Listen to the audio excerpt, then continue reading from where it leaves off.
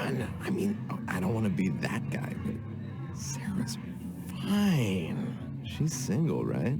Sorry. We gotta talk real quick. Okay.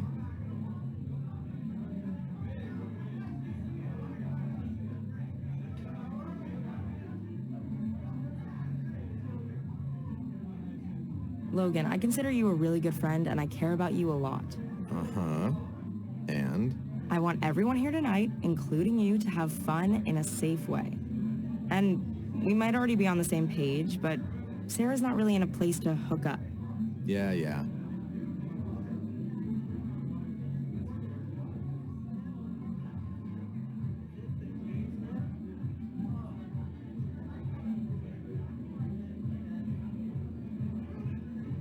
Sometimes people aren't in a good place to hook up. Uh-huh. And by that, you're talking about Sarah, right? I mean, you guys might be super compatible, and I'd love for you to get together when you're both in the right headspace for it. More sober, you know?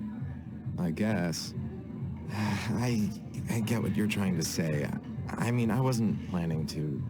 Doesn't matter. Sorry.